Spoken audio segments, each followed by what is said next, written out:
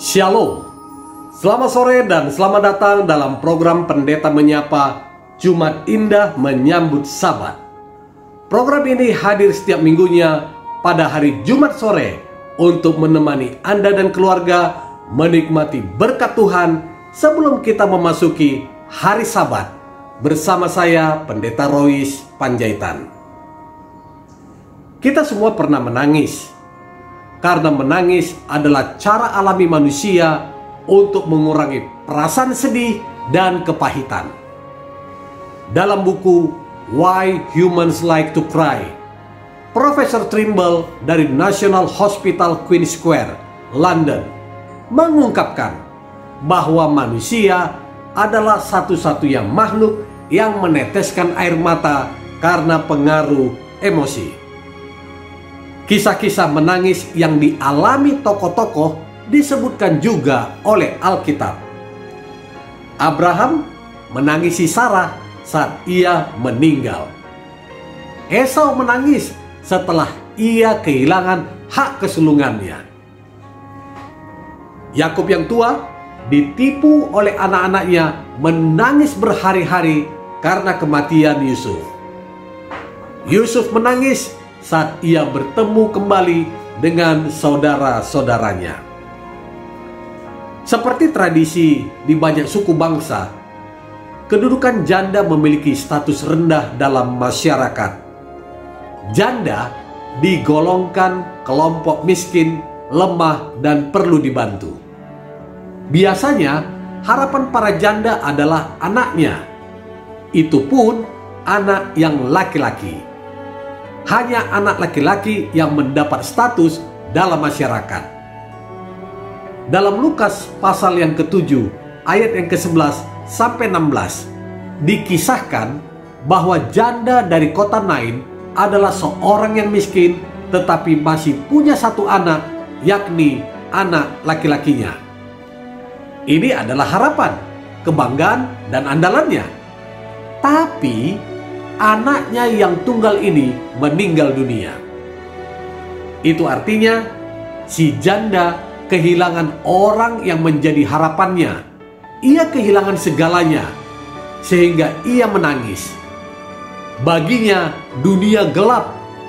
Memang dalam penderitaan dan kemiskinan, dalam kesedihan dan ketika yang kita andalkan apapun itu hilang, kita hanya dapat meratap, sedih, dan menangis seperti janda ini.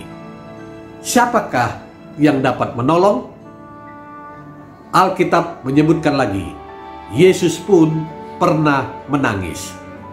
Tangisannya membuktikan bahwa dia adalah 100% manusia yang mampu merasakan kesedihan Maria dan Marta atas kematian Lazarus.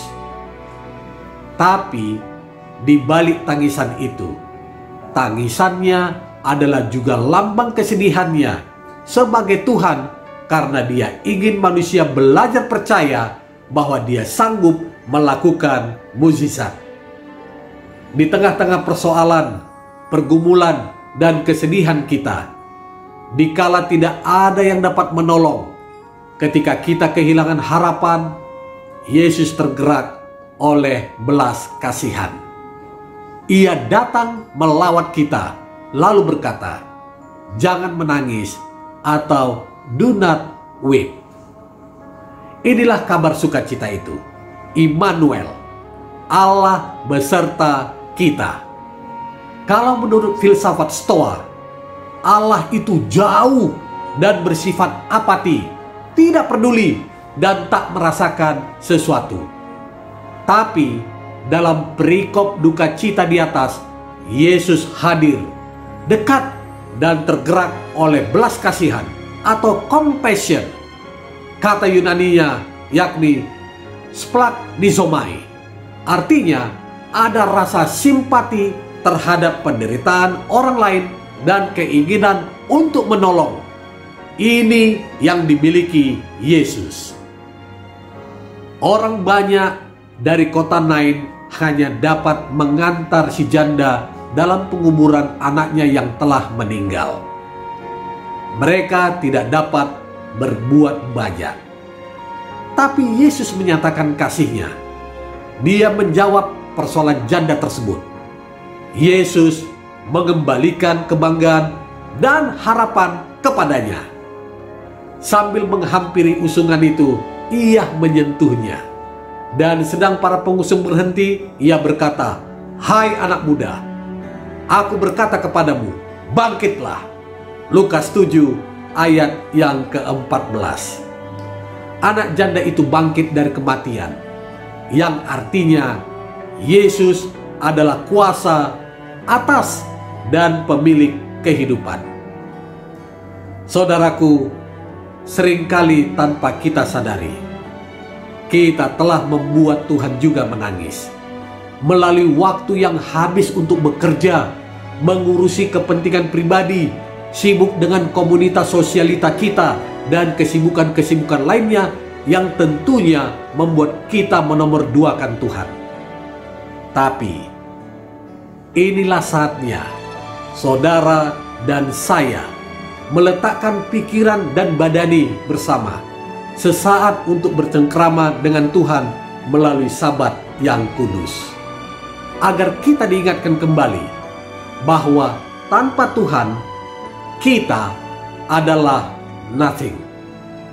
Selamat Sabat saudaraku, dan terima kasih telah bergabung dengan program Jumat Indah menyambut Sabat. Sampai jumpa di kesempatan selanjutnya. Tuhan Yesus memberkati.